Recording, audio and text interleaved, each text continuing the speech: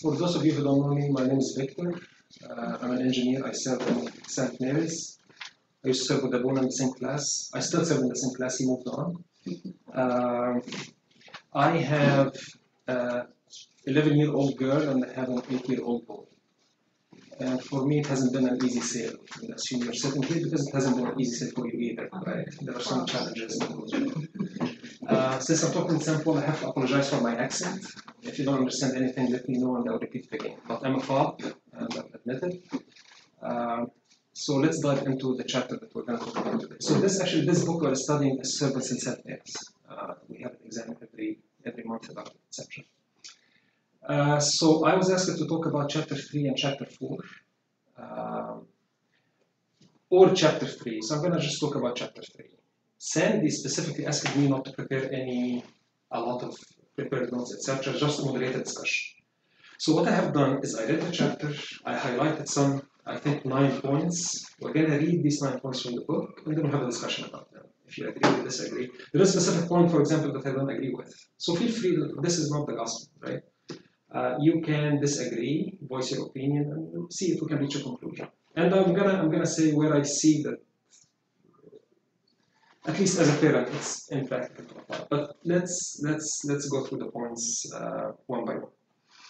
The chapter that I'm going to talk about. Did anyone read the chapter before coming?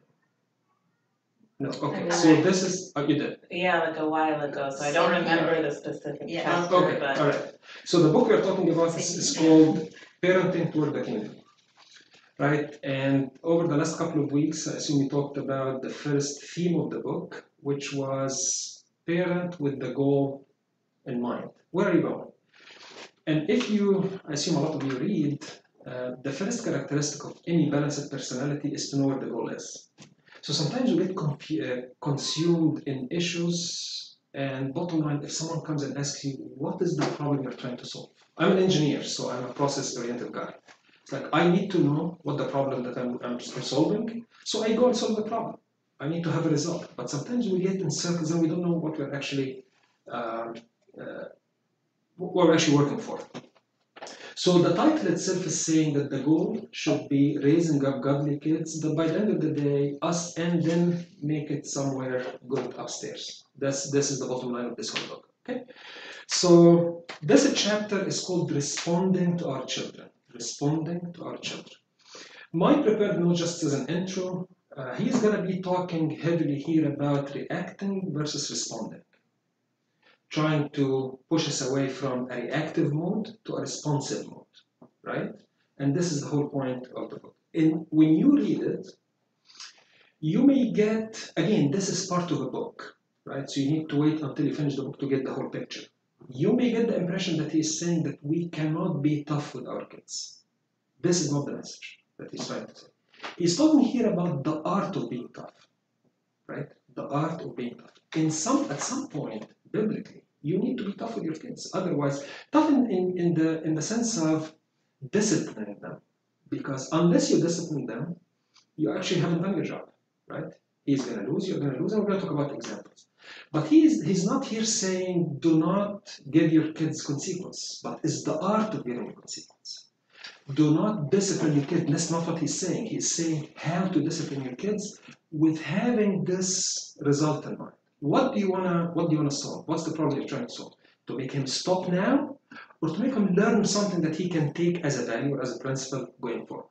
So this is what the chapter is talking about. And I think I have 9 or 10 points I'm going to read and then we have a discussion.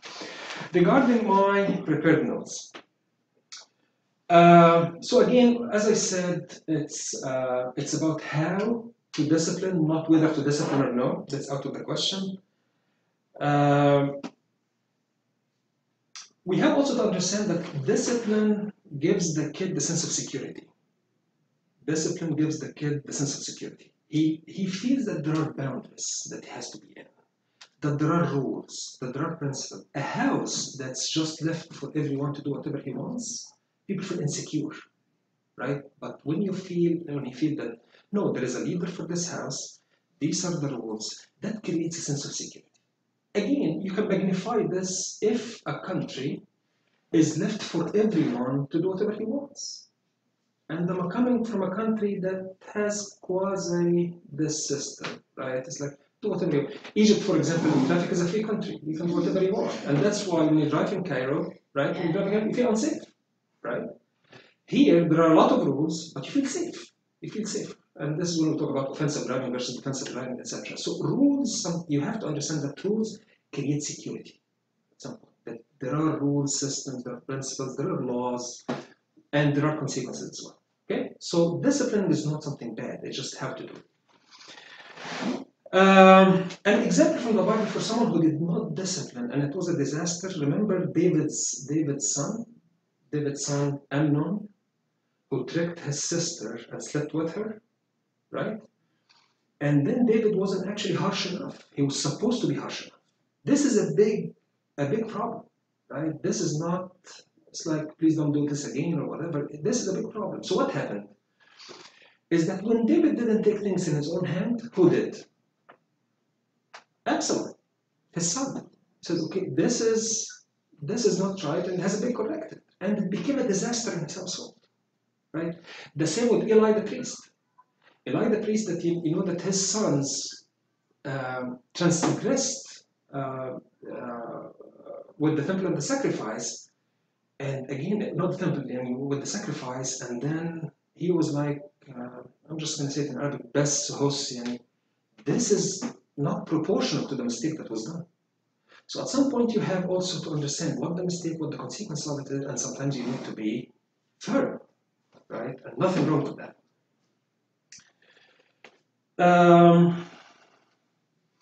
Also, about how to be tough or how to discipline has to be with love, and he's going to talk about this. I'm just giving you an introduction about how the chapter is going to go. It has to be with love.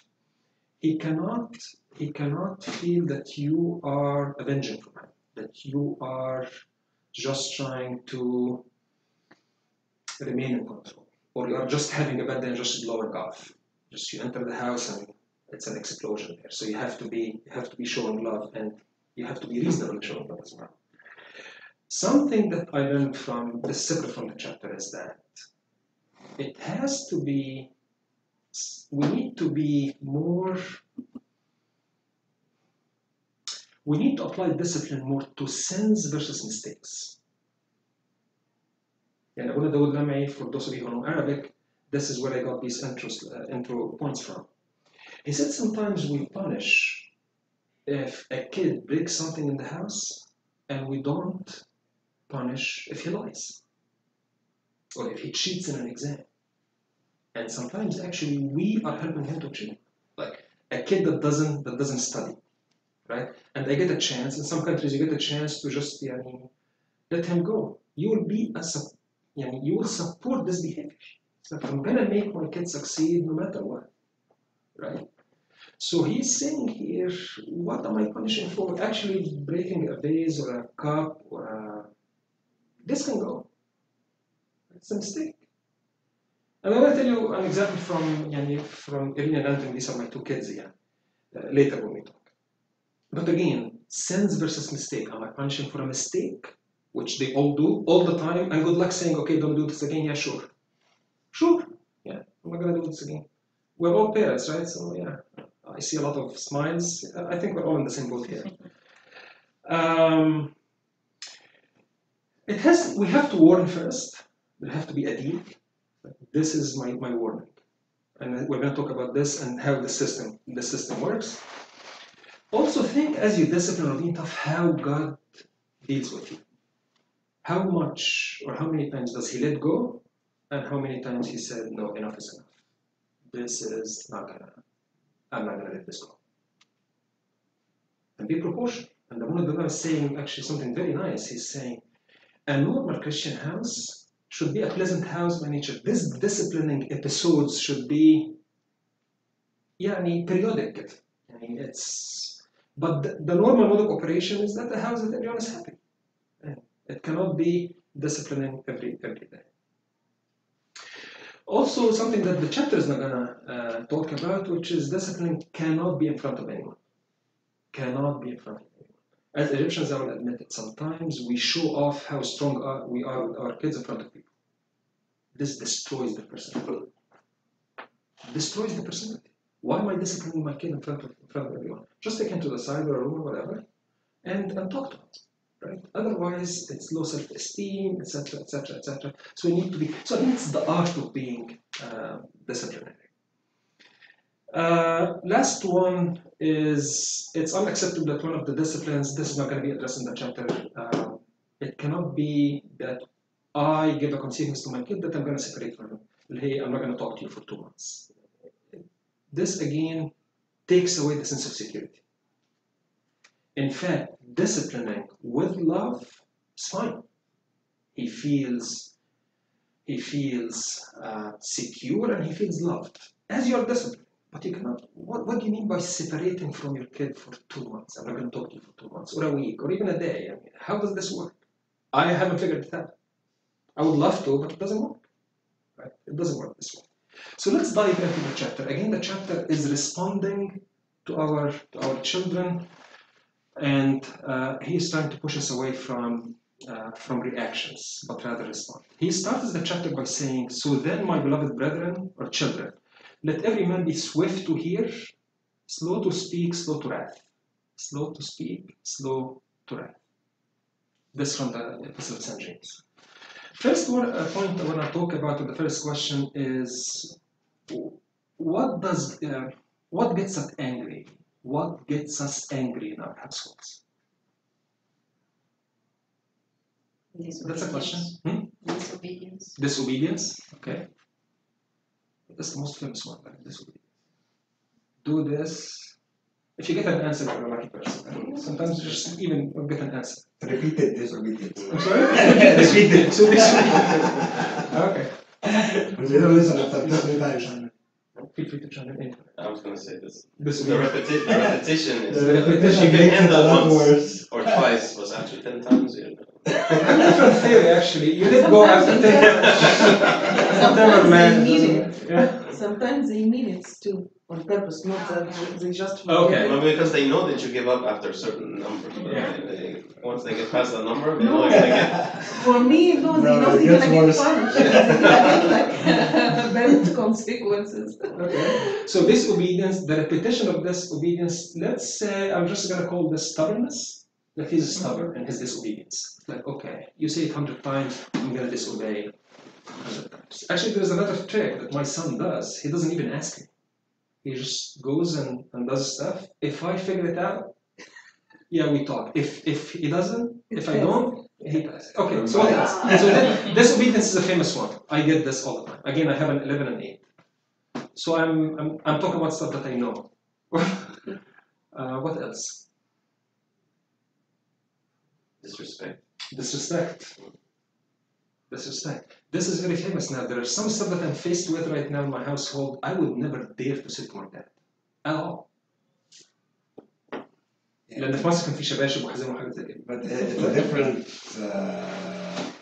I want to say, environment. Like we live in different countries. Absolutely. So wherever we were raised to, we can't apply to our kids. Absolutely. Yeah. Time is changing. There is a big qualification of this statement. I see where you're coming from. Yes. There is a Not big everything qualification of is this, right. but I don't want to get into this. But there's a big qualification. What's wrong is wrong, right? Yes. Yeah. What they can get away with a lot of stuff now. They can get away with a lot of stuff. I agree. What else? So disobedience, stubbornness. But I think, to this point, I think the thing that's different is that we are trying to teach our kids a standard of respect that's very much higher than society.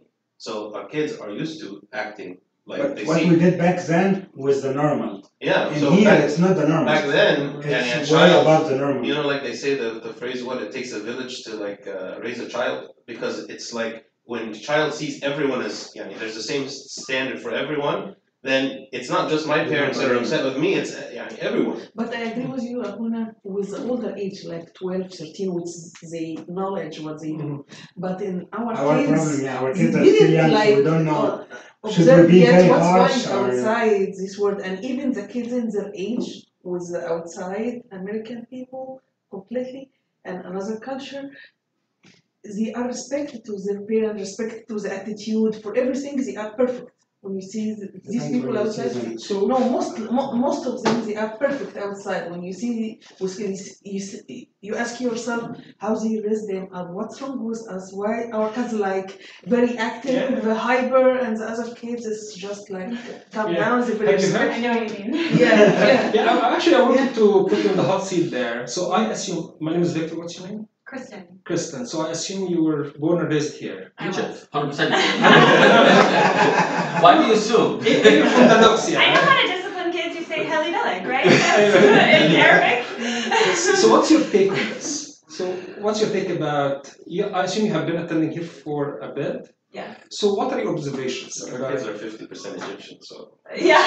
That's My fine. kids are 100% Why do you assume I'm 100%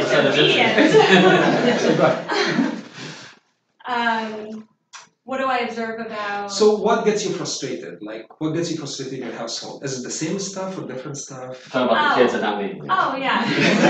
You're a different topic. We're gonna talk after the No, meeting. that's a different room. So I think for me a big challenge is disrespect, like, and combining that with ignoring. So there's this level of like I end up having to repeat myself because I've been ignored the first number of times. And then right now with culture, like I grew up, you just say yes ma'am, no ma'am, and that's not expected now, even outside of outside my home. So how it's like in anything with Christianity, we're constantly going against the world, saying you need to say yes ma'am and no ma'am. You don't call your friends' parents by their first names, for example. That's another thing that we're entering into, and that culturally is a little different because I'm not used to saying like tant and uncle, but I'm used to saying Mr. and Mrs. So there are so many things, kind of like what you were saying. I want my kids to have a higher level of respect, but then I look around and it seems like maybe they're not saying yes ma'am or no ma'am, but other kids are better disciplined than my kids, and I don't know. Or it might look like this actually. The respect is not only by the words. Sometimes they have it inside them, but just the vocabulary that they express respect is different. What else? So I think there's some common ground here, wherever, at least in the two cultures that we're dealing with here. Disrespect is a common denominator, ignoring is common, stubbornness is another one. So I think we have a lot in common that we can discuss. But when she talked, let me say, I observed something. Like Mrs. and Mrs. when we talk about it, it's the same like aunt and uncle. So it's look like we raise the same value, but the sounds maybe is a different, or the tone, or the vocabulary we use. And our kids go to exposure to the school, yes ma'am, no. So maybe they are more familiar, because even my son, like in school, he's a very perfect person. He's a calm. In the home, Join the club now. If you go to school, Personality. This is a power struggle at home. This is setting boundaries. They are trying to push their boundaries, test their limits. This is typical. Okay, so let's look. We need to move on. So let's look at the list that he put here regarding this first question. I'll move on to the next question. So he's talking here about the temptation to react. What gets us angry? Actually, I was expecting something else, but hasn't been said. Our child's misbehavior can be frustrating. Notice the next word, embarrassing. Right? That gets me personally angry. That he's embarrassing me, and he's gonna deal with this. Is it really me or him that I'm trying to fix? Overwhelming or shocking? We might feel out of control. Right? That's what he's saying. Or as if our authority is being undermined. Christian parents can even have reactions which he's trying to push us away from on non-Christian behavior or selfish, and leave this for now, he's going to discuss it later. But this is his list of what gets us angry. Does anyone disagree with any of them? I do not. Actually, this is a perfect list. Right? Misbehavior, disobedience, ignorance, and some of it actually it's me. That I'm being embarrassed with this behavior. So this is that. Then he moves on to talking about another point, which is reacting in a short-term temptation. هي temptation يعني you feel the desire to, not a long-term solution. And then he makes a point here that I really want your opinion on. Reacting is usually about stopping behavior we do not want to see in the short term, rather than teaching skills, behaviors, or virtues we do not want to see in the long term. This sentence by itself is trying to say that I'm trying to fix a problem, I'm embarrassed, or I see a bad behavior, I'm reacting, right? And I want to stop this now. And what he's saying here is a lot of times, usually he's saying that a lot of times this is just to stop this here and now without focusing on teaching him or her something in the future. Do you agree with this statement? Yeah. Okay. I think what is discipline? You do something now, and it's correct what he did now, and it should keep going to. It should work to the long term too. This is It actually shouldn't the point. be only for now. Right. Maybe I'm talking from as Victor in this situation. Actually, I have the other one in mind as well. That I'm fixing this, and I'm hoping through this reaction mode that I'm fixing something in the future that can take in the future. His argument here is that this does not yield the result that I want. Well, I think what he means is that, like, how much time you're taking, or like the method that you're using to fix that problem right now. So if you're actually stopping and thinking, okay, this is a teaching moment, then you're gonna probably react differently. Right. As if you were just stop doing that, or you just kind of wanting an immediate response. Right. I feel like when I do stop and think, okay, maybe this, what can I do, or how can I react to this to help him stop for good, or to help her stop for good, then No, that's what I think. No, That's how I took it. Actually, I agree with everything. Let me just say where I stand from this statement. I agree that this behavior or this reaction may not yield the result that I want, but I disagree that I don't have the long term in my mind. Sometimes I do. I just need to understand that this is not the right tool for the right problem. That this is not the tool to solve this problem. Right? I think what he's trying to say here is that you may have all the right reasons, whether in the short term or the long term, to fix a problem or to teach him something, but this is not the tool. Reaction is not the tool. Right? This is the point that he's trying to make here. So I'm kind of with you. I think as Victor maybe, no, I'm actually fixing this or stopping him to do this now to teach him something in the future, but this is not gonna do it. It's gonna apply to everything. I mean, it depends on what he does. If it's something that he's screaming, I just want him to stop now, he should know that screaming is not acceptable in the house. Yeah. So he shouldn't be doing it in the future. Yeah. I mean, maybe he will It's do need it, explanation. but I mean, you sit down with him and tell him. sharp action in a time, because you have to stop him right now. But after that, you have to take him and explain what that happened. That makes a long term. Actually, he's telling us actually something even better. I'm in the business of talking, like Sunday school teacher of talk. Actually, sometimes your job is to listen. And he's going to encourage us also not to start explaining right away. Let him explain why he's doing this. Sometimes you just rush into, okay, you are my Sunday school kid, I'm going to give you the lecture, buddy. I'm entitled, I'm sent to send this lecture, I'm equipped to do it, but this is not what the kid needs. We're going to talk about this in a minute. No, but what I must explain, I mean, like, talk with him Yeah, and sure. understand why are you doing that? Absolutely. What's happened? What make you in your mind that time? Sometimes they give you a reason, and sometimes no, and then when you get like his reason, and then give him why you react that way, and you shouldn't do that. Absolutely. So make it clear for him what happened from his side and from my side. Absolutely. Okay, so this is point number 2. I'm going to read a couple of sentences that I liked, just to be aware of, and then I'll move to point number 3. He's giving an example of something that we need to be aware of, and I have to admit I'm the first one guilty of it. If we are in a good mood, we tolerate misbehavior. But if we are upset, tired, or in a bad mood, we react. Victor does that. When we react, we hurt our children and damage our relationship with them. Very true. Then another line, he said, the most damaging thing about reacting to misbehavior is that it communicates to our child that he is bad, and that we do not love him because of a choice he made. That teaches a child that there is something wrong with him, his personality. And it might just be a behavior, not personality.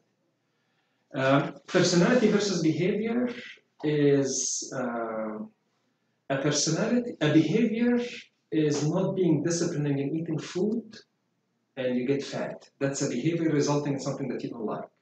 But you cannot say that someone's personality is that he's short or very tall. That's not a personality, right? This is not his personality. This is something he cannot change. So is this something that he can change or no? We have to think about. Number 3, the call to respond. And I'm going to read the sentence and I'll give you an example and then we can talk. The call to respond. So he's now saying, okay, reaction doesn't get you where you want, right? How much time have I see? لا هي أنا ده اللي شفته برضه. Okay, أستاهل. Yeah, I get paid by the hour, so I'm going to use my hour. 2:30, and they pay well. So okay, so no reactions. Let's say the call to respond. He's saying something here very important. Reacting to children ignores the reason for the misbehavior and as a result communicates a lack of respect for the person or the child. And this is the point I think you're touching on, that just reacting without understanding why he's actually dealing with, why he's doing what he's doing, doesn't solve the problem. There's something, I think, everywhere. It's called root cause analysis, RCA. RCA doesn't always mean Radio Shack. It also means RCA, root cause analysis. Root cause analysis, in engineering, I need to understand, and in medicine, it's very obvious, right? In engineering, it's like, okay, what is causing this problem? Yeah, we had a problem in one of our operating units, and one of the engineers there said, okay, this pipe is vibrating, let's just strap it down. And then one of the managers there said, this doesn't solve the vibration problem, you're just strapping it down, but there's something with the flow that's going on. This is what the problem is. This is the root cause analysis. This is what you need to fix, right? And then if strapping helps, it helps, but this is not going to solve what the problem is. In medicine, for example, you can go to a doctor. I was talking to a doctor about, I get some rashes and stuff. And she was asking a lot of questions about, okay, do you get it in the sun? Do you wear something on it? She wants to get to the cause of it. What's actually causing that, right? Otherwise, like, okay, take this cortisone cream and it's going to be fine. But this is not what a good doctor does. He needs to understand what's underlying this behavior.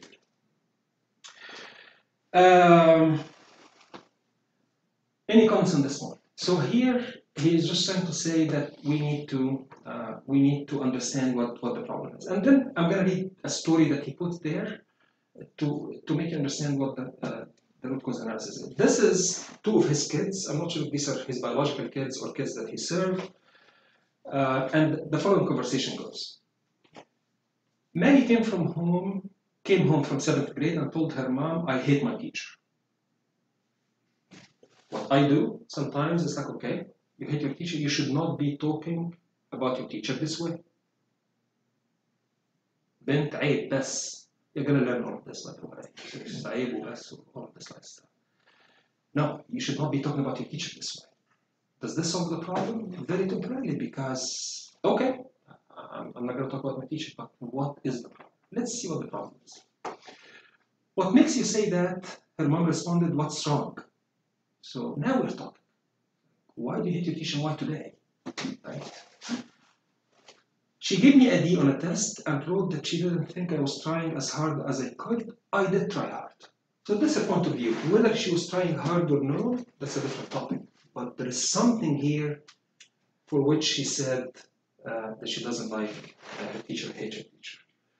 I listened to a preacher, I like this story a lot, is that in New York City, this preacher was saying that in New York City, and what do you call it, the subway?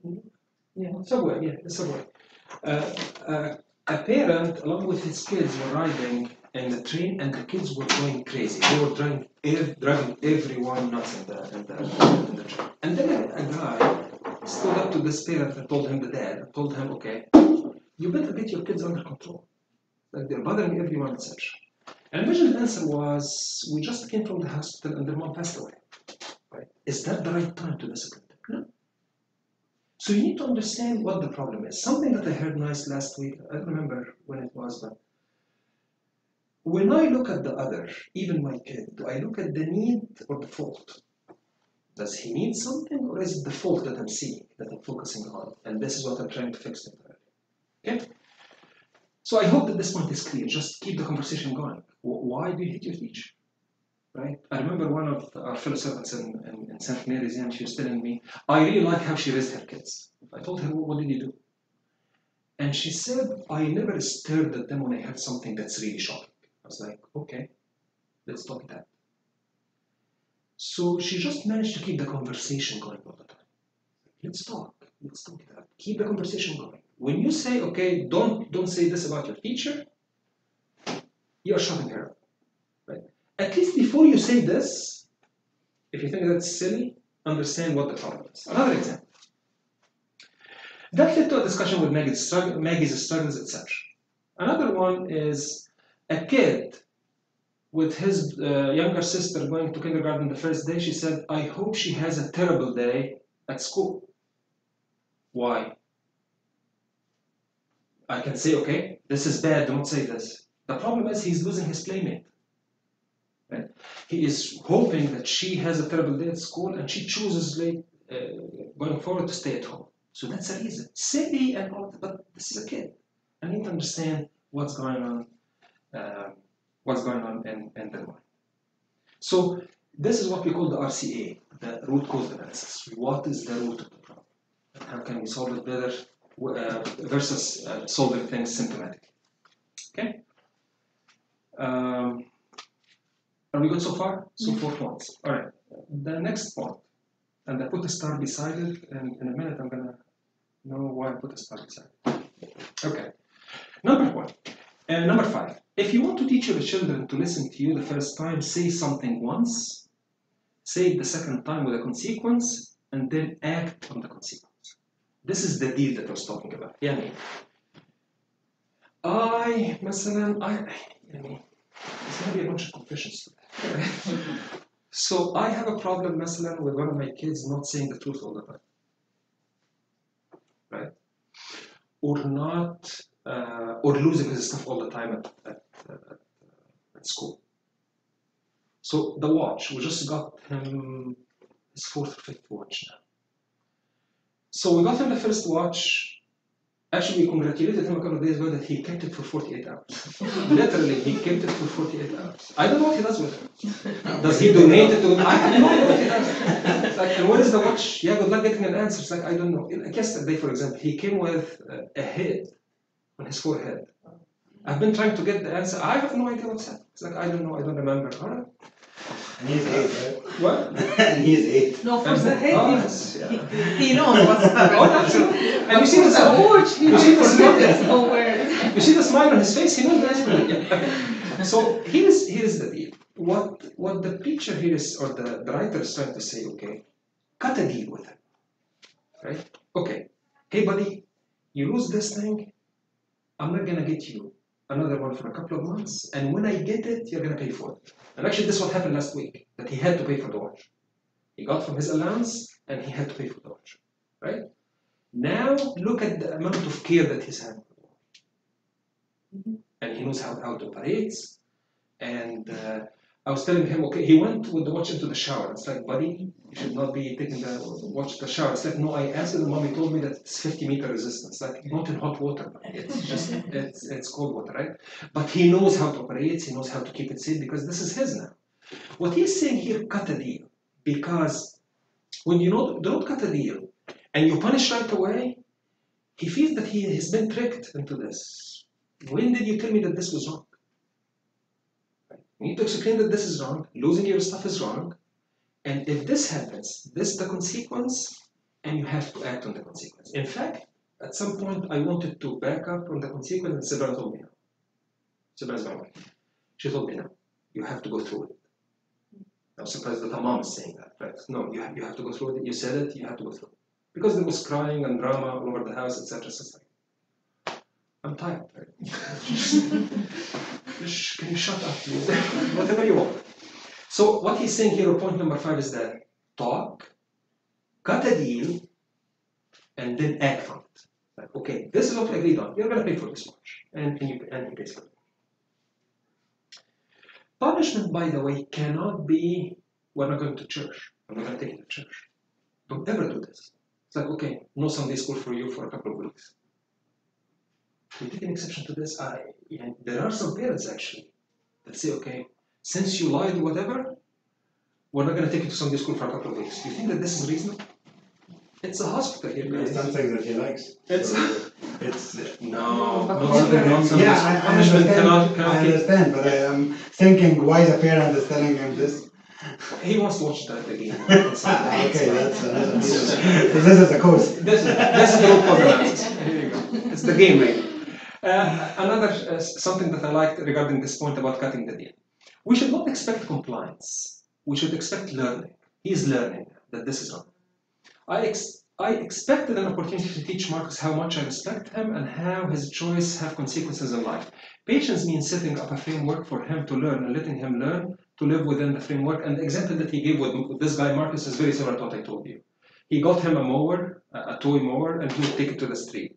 No, don't take it to the street. Take it to the street, no, take it to the street. And he was making actually an excellent point. I'm not sure if I highlighted it here or no, that he's saying, if you keep saying don't do it, and he does it, don't do it, and he does it, he learns that he doesn't listen to you until you start screaming. It becomes serious. But when you cut a deal, and very firmly and quietly, not quietly, very firmly and gently, right? Say, okay, buddy, this is what we agreed on, this is what's going to happen. Without raising your voice. Otherwise, and I used to fall in this mistake. Like, no, this is what it is. Right? He's saying here, no, actually you cut a deal from the beginning, this is what's going to happen, and you follow up on it. Next time, it's a done deal. Okay? Moving on. Number 6. Children learn best when you are firm and gentle. We were just talking about this. Firm but gentle. No need to make the faces that we all make, that I make them. No need for them. And you need to be firm and gentle. And he's saying here something very nice. He said, being not lenient or angry. Not very lenient or angry. And the example that I could think of from the Bible here is about being firm and gentle is the sinner of Corinth. We all know the story of the sinner of Corinth. So Corinth was a very liberal city.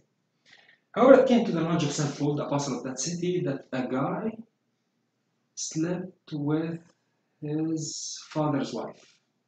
Right? So he said, and the church was like, okay, lenient. Like, okay, it doesn't matter. Fine. Right?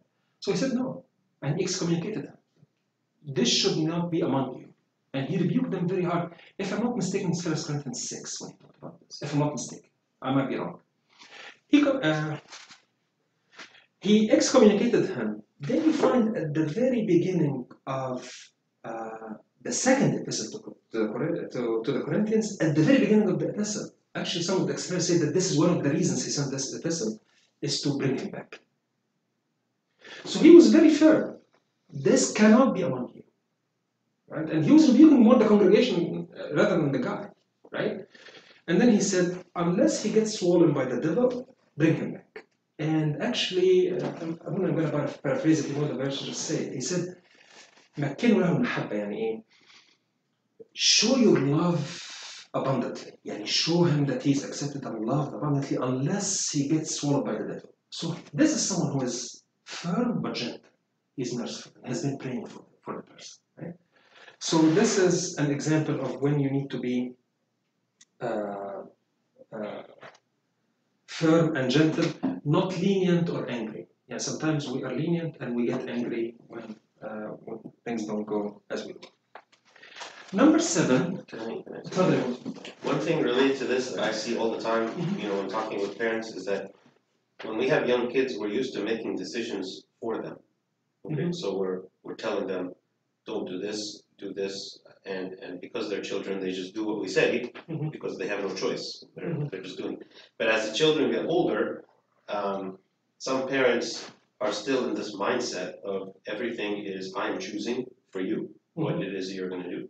And so over time, the children don't learn how to make decisions because we feel that when they make a decision, they might make a poor decision with a poor outcome. And so we want to protect our children from poor outcomes, so we make the decisions, right? But the children never learn that there's consequences to the decision, so they never learn how to make decisions. So there are people that are maybe kids still in high school that always are making bad decisions because their parents are always there to save them when they do make those decisions. We're always trying to protect. So I think part of this idea of, letting the watch break, okay? I know that if you do certain bad behavior, the watch will break. But I'm gonna allow you to choose for yourself to make that poor choice so that you will feel the pain of the watch breaking, and then you will understand a principle that you never understood before. And of course, at the young age, the consequences are usually trivial. There are some things, that we can use Yeah. to build this capability. Yeah. Yeah. Whereas when you start making really poor choices when you're in college, the consequences might be much worse than when you make it when you're very young. So I think this is also related to this issue of the deal. Is part of the deal is I know you're making a wrong choice, but I'm going to allow you to make it so that you will reap the consequence of it. Whether it's a natural consequence like the watch broke or the watch was lost or whatever, or whether it's a consequence of my own making, saying if you do this, then this will happen. But I leave it to you what it is that you're going to decide, right? So either one, I think, is very important because sometimes part of the reaction is we want to fix the problem immediately. We know that this. That if you make a poor choice, something bad's going to happen, and we have the experience, and maybe it's happened to us before clearly, and we know exactly what's going to happen. But our kids, they refuse to listen. They don't think we know what we're talking about. But if I think part of it is we keep wanting to push to force them to see it our way, but they're never going to see it our way. They think we don't know what we're talking about. So we have to just say, okay, you're going to do it your way. I'm going to give you the freedom to do it your way, and you're going to fail.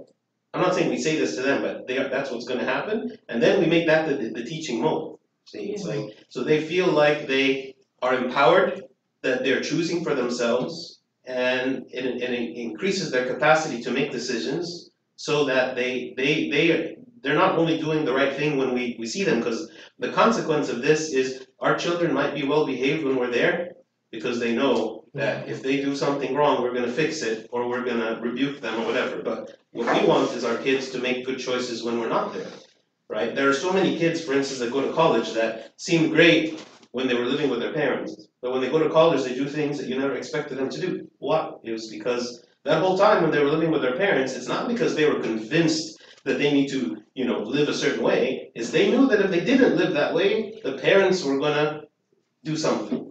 So we want to teach our kids that even when we're not seeing them, even when we're not with them, to make good choices. And I feel an important principle is even from a very young age, we teach them to make good decisions on their own without us having to interfere with that process. Because again, the consequences in the big scheme of things at a young age is nothing. It's the older kids that start having the problem. $15 a watch per month. So basically let them fail. Let them fail. Just like we fail in life, like we all fail in life. They have to fail, and they have to realize that the failure was because of their own choosing, not because of something we did, And they can't blame us for it, because in the end they realize. And it's going to obviously take a long time. It's not just going to be one time and that's it.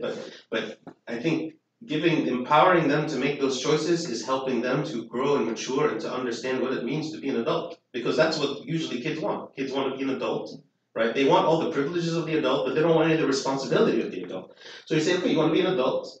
Here's what adults do. I'm going to give you the opportunity to choose this for yourself. If you make a poor choice, you're going to have to take the responsibility just as an adult would. And they're going to say, okay, because they don't think that anything bad is going to happen. Something bad happens, and then you remind them, look, this is what you decided, right? You're now living like an adult. Yeah. Okay, so I have two different kids, and they're very different from each other. So my son wants to take Pokemon cards to school. Okay, you can take 5. And he takes them to school, and he's taken a few things to school and lost them. And so he reacts in a way that is, he's like, oh, I lost it. And then he kind of moves on, so I don't really feel like he learned the lesson. Because I told him before, if you take it to school, then you might lose it, and then he just kind of gets over it, and then 2 days later wants to take something else, and is fine. And then eventually is fine with losing that as well. And I don't buy him a new thing. I'm not replacing it. And then, so my question is, do I then say, well, aren't you sad that you lost those 5 cards? Or, do I make him, should I make him react stronger than he naturally is inclined to just let things go. He gets over things very quickly. And then on the other hand, my daughter she got a gift card for her birthday. She really wanted to bring it with her. She had a camp last week. And I said, okay, be careful. It's like money. If you lose it, it's gone. And I'm not going to replace it. It's up to you. And then she gets back in the car and she didn't lose it. And then she's triumphant. She's like, I didn't lose it. I told you I wouldn't lose it. And so she's like, rubbed my face in it for saying, and I was just trying to say, like, I say that's great. It's wonderful that you're responsible enough. But I feel like she thinks that she's won, and now that I don't know anything about the world because she of course she didn't lose it. So I was just gonna ask you, how we do that without that they get more self-esteem over us? Right. Or the power over us. So, How we do that, maybe, and that's being too stubborn. Like I'm letting to make fault and make mistakes, but I feel that's raise stubborn on the other but side. maybe the reason she didn't lose it is because you told her this, so she was extra careful, which is actually what you want. Right. Our goal is not to prove that we're right. Our Right. goal is to say, okay, this is the principle. If you're responsible with something, whether you take it to school or not, if you're responsible with it and you don't lose it, that's what we want. So if you're gonna take Pokemon cards, if you're gonna take whatever, be responsible, okay, and then you won't lose it. So if you demonstrate responsibility, then there's nothing wrong with taking it. The reason we're telling them not to take it is because we believe they're not responsible. So if they show responsibility, then that's actually the goal. That's the long term, right? That's the difference between the react and the long term, right? The long term is, I don't care about whether you take Pokemon cards or not take Pokemon cards. What I care about is that you're responsible with your things. So if you can demonstrate that, you can take anything you want to school as long as it's allowed and not a distraction and so on, right? As far as the not caring about losing things, I think that's where it comes in, like what Victor was saying about the deal, right? So if you feel like they're just being wasteful, right? And maybe they're not comprehending that because they have so many toys and they're just going to bring something else that doesn't matter. Then you can make the deal and say, okay, if you want to take these, that's your thing. You can take them. But if you lose them or something happens to them, then this is the consequence. So if the consequence of losing them is not enough to cause pain and to make them take it seriously, then you create an artificial consequence, which is then you're not going to be allowed to do whatever. Okay, so instead of just saying, I'm not gonna replace them, I need to say, and you're gonna have to earn money to replace them because you share them with your sister. Or whatever, whatever it is that he wants or likes, you deny that to him as a consequence of this. What I do actually, It does have an advantage with all the stuff that I don't want in the house anymore. I just leave it like like the Pokemon cards. I don't want the Pokemon cards. Agreed. No, what I do, aligning with an example of what Abuna was saying, actually, sometimes when I say, if you take this to school or whatever, you're gonna lose it, right? Take it. But since I bought it, you have to pay me back. If you want, this is Victor. It doesn't have to be a rule for everyone. If you want to really take me off one day, it's destroying something that's working, or losing something that's working. Something is working. That's what they do. That's what they do. But you need to understand this sense. I mean, I grew up in a middle class family, right? We didn't have all of this. It's like you play with whatever is provided to you and you keep it safe because there is no replacement, and you know it. The replacement is not going to be in the next resurrection feast. That's when you get the next one. That's it, right? So what I do actually with some stuff, not all the time, but just an example of what I'm saying. It's like, buddy, you're going to lose this, right? And actually, you don't have the right to lose it because I paid for it. You lose it, you're going to pay for it. I do this, right? Whether it's, again, this is, I think, probably an artificial consequence that you're talking about, that you have to create this sense of, no, anything that you have is a blessing from God, and you have to treat it this way, because there are others that don't have it. So this is just an example of what I want. But it's better to say it, like, excuse me, not that way, because I pay for it, like, مش عارفة يعني في مصر يقول انت زي بتذل وانا اللي بجيب لك انا اللي I do everything for you, I bring everything to you, and that's actually not our job. That's our Sure. Okay. Say it the way you want. Yeah. That was it. I think what But we can Victor. say it like Baba مثلا doesn't have the much money that you broke it today. I get you to in second day another one. Yeah, in another way. So you're gonna stay along of more of time without a toy till Baba can afford to get you another بس one. أقول لك على حاجة. Sometimes this is not true. He knows that I can get another toy. He knows. Yeah, they're smart. Yeah, this toy is like $10. The problem is what I can do and what is wise to do. Is it wise for me as a parent to spend any money or any time replacing what you destroy? This is not wise. Even if there is, they have to discern to some extent. We're dealing with kids here. That yes, I can do it. That doesn't mean that it is the right thing to do. Yeah, that's exactly right. Because there's going to be a lot of things that the kids see that their friends have, right? And then we tell them no because we believe that it's not right for them to have. It's not because we can't afford it. So they have to understand that concept that mom and dad are keeping me from having things out of love, even though they might not understand that this is not good for me to have, not because it's just a matter of money. You know, like for instance, even like if you have like allowance, for instance, right?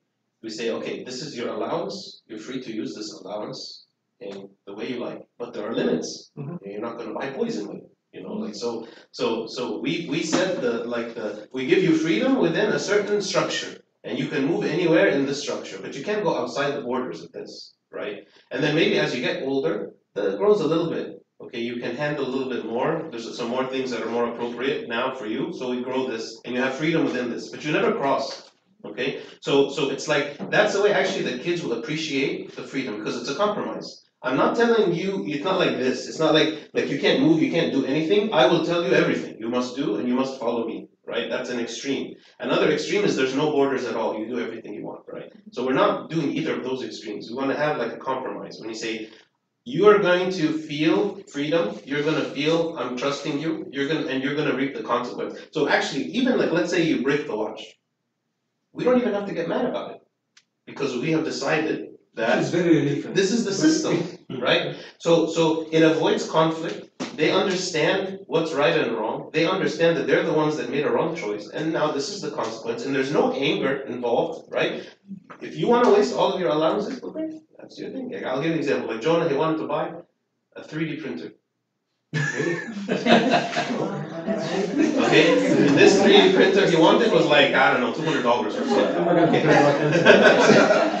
Okay, so I told him like he had a certain allowance, and we calculated how long he would have to save in order to buy this 3D printer. Okay, so I said, look, if you want to buy this, I personally think it's a waste of money because you're going to play for it for like a few times, and then after that, it's not anywhere as exciting as you think it is. Okay, but if you want to save your money and do it, fine. That's your money. Okay, you're not going to have any money left to buy anything else. So it's like, okay. And then after a little bit of time, he starts to want to find other stuff that he wants to buy. So I'm like, didn't you say you're going to save up for the 3D printer? It's like, yeah, but I'm just going to buy this one thing. Like, okay, fine. Okay. And then after a while, he gave up on the 3D printer all because he realized how much it cost and how long he was going to have to save for. So I didn't have to have an argument. I didn't have to tell him, Jonah, this is a waste of money. We're not going to get this. You know, he learned it on his own, and he learned the value of money. He learned how long it actually takes to save things. After this conversation, he told me, so you have to save money to buy all these things? I'm like, yeah. And I told him, not only that, but we have bills. You know, like it's not like all the money we get to save. You know, so like I felt it was a good learning experience for him because he's the one who had the freedom to make that choice without me forcing it on him. So I think that's the principle. And the way you want to say it in a factual way, but just make the message clear. This is just not wise to keep wasting the stuff and we get. It's not. I think we're talking from a 40-year-old experience. We are talking from an 8, so it makes. But he was 4. He was 4 at some point. Yeah, but 4 doesn't really like comprehend like everything you want to tell him. Like you can't tell him, I bought this, so you're gonna pay me back. I don't think he'll understand it. Okay. He doesn't really get allowances yet. So my kids get, I don't believe I can do. You know, I have something like that's firm way of raising in this culture. I agree with that. Okay, but for me, I don't like. I like to mix between like our Egyptian passion culture and how we treat our kids, and the firm way too. But I can't be like that, like I pay you for this, so you have to pay me back if you broke it. You don't No. have to say it this way, Yeah. Angel. Yeah. Look, I know you're Yeah. talking about 4 years old. When Jonah was 4 and he would take care of his stuff, I would tell him, take care of it because Baba is working hard to provide for us. Yeah. Now when Jonah is almost 10, I tell him, Jonah, be wise in the decision you're making. See how the money's coming from? Dad is working, mom is working. See the time I'm out of the house to provide. See how Baba's out of the house. Yeah. And he makes sense. So the age makes a huge difference in understanding. Yeah, that's what I mean. Like, give You it don't to have- I have yeah. a budget. We agree on the concept. the way you think Concept is in the same. the way you think way it's gonna is- work, Yeah. but be factual about it, and That's it, right. it creates a clear message. This is not right. Say it the way you want. I'm over time. A couple of, I promise it's going to be a minute or two max. I'm going to read a couple of sentences here. He's talking, when he talks about responding does not stop children from misbehaving, it stops parents from misbehaving. This was an eye-opener. He said learning how to parent is not about learning how to get our children to behave, it's about learning how to get ourselves to behave. Think about this. Sometimes it's our behavior that's infiltrating into their personality. Sometimes we need to restrain ourselves. The best example of this, with a big difference, is when Christ said, "For their sake I sanctify myself." Like, as a servant, as a parent, etc., there are something, and this is not hypocrisy, by the way. You are serving to be served as well, and you are serving so you grow. And growing or changing behavior is part of the process, and it has nothing to do with hypocrisy. I'm done. Yeah, she's a boss. All right, love her now. Okay, the next one. So again, think about this. Sometimes parenting is about our misbehaviors, not our kids' misbehaviors. Then the last thing I'm going to read. Punishments are typically, when he talks about ways that we react with. Sometimes we react with punishment, and a comment on this is that punishments are typically reactions to kids' misbehaviors that undermine our long-term goals. Focus with. They focus on causing pain in order to stop behavior in the short term and foster fear and resentment in the long term. Punishment does not teach a child how to do things the right way. If your child was struggling to learn math, and I think you said this at the very beginning, if you were struggling to learn math, you would not increase the punishment for mistakes in math. What you need is time, but increase the amount of time you take to teach them math. This is what you said at the very beginning, right? It takes time. It's the time that you put. I'm done, I promise. We have till 2:45, The right? kids are delayed, so I think Say that? the kids are delayed, so I think we're Because of today. Okay. Another gonna hour? take action. Yeah. Okay, is this point clear? So, all right.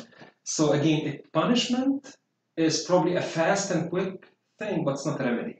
We need a remedy which needs time. Think about the math example. I loved it actually. It's like when you want to teach someone math, if he makes a mistake, you don't punish him. You just spend some time to explain the rules. Okay. Another temptation that we do is reacting. Okay, responding is not leniency, but the most effective way to be strict. This is the art that he's talking about. So, responding versus reacting is not being lenient or letting things go. It's actually the most effective way of being strict, right? And let me read what he talks about here. Your child will continue to misbehave because he continues to learn. I think that's what we were talking about a few minutes ago. Discipline is about responding patiently and firmly. Patiently and firmly. It's a process. Time. It's a process, but firmly. Without anger or raising the voice or whatever. It's like, these are the rules, these are the deeds, and here are the consequences.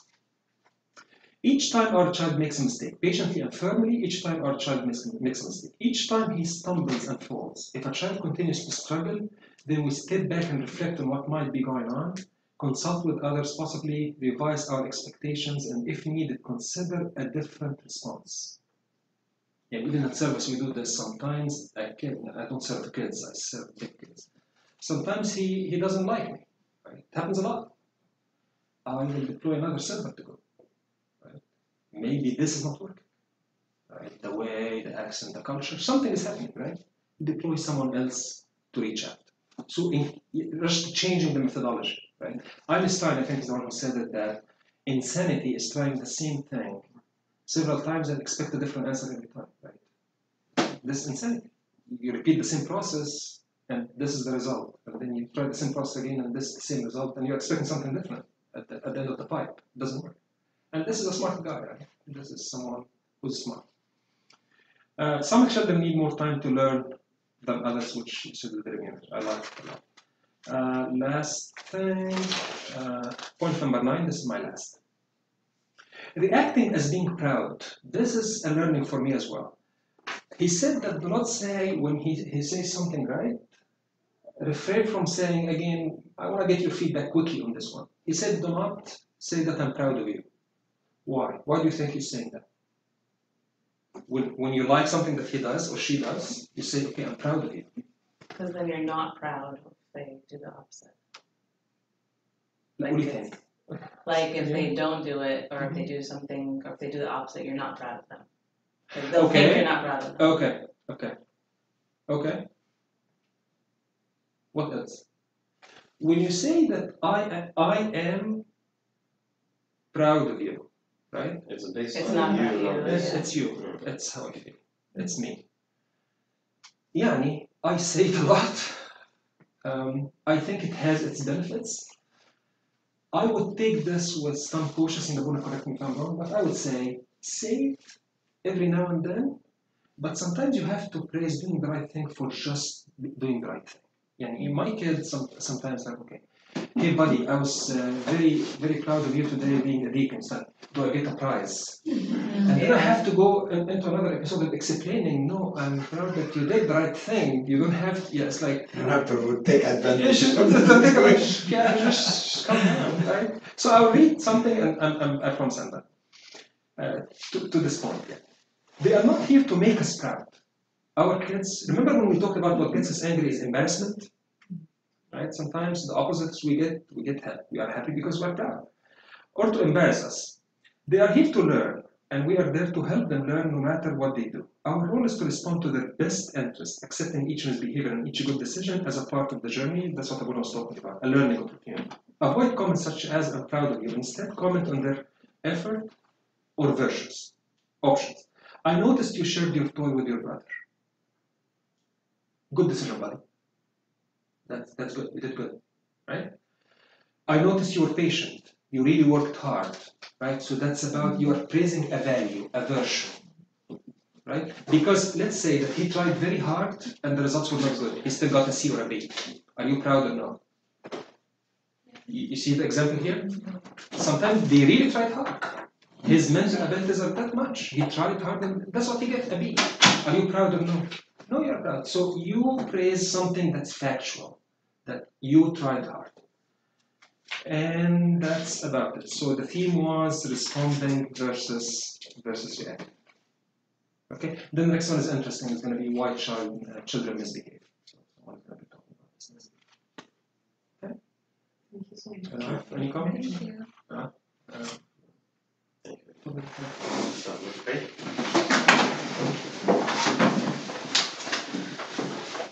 In the name of the Father, and the Son, and the Holy Spirit, one another.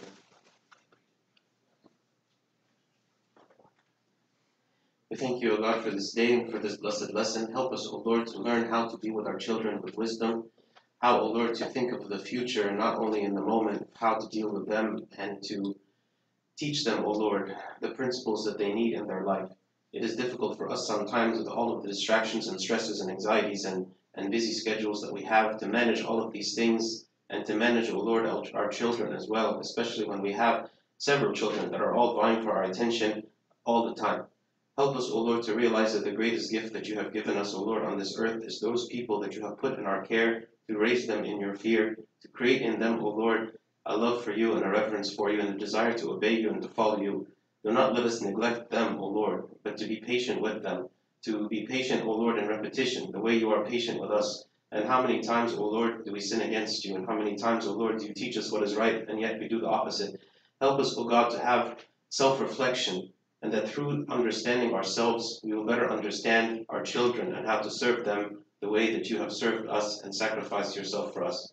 Through the prayers of St. Mary, Archangel Michael, St. Paul, St. Mark, and all your saints, Hear us as we pray thankfully. Our Father who art in heaven, hallowed be thy name. Thy kingdom come, thy will be done, on earth as it is in heaven. Give us this day our daily bread, and forgive us our trespasses, as we forgive those who trespass against us. And lead us not to temptation, but deliver us from the evil one. In Christ Jesus our Lord, for thine is the kingdom, power, and the glory forever.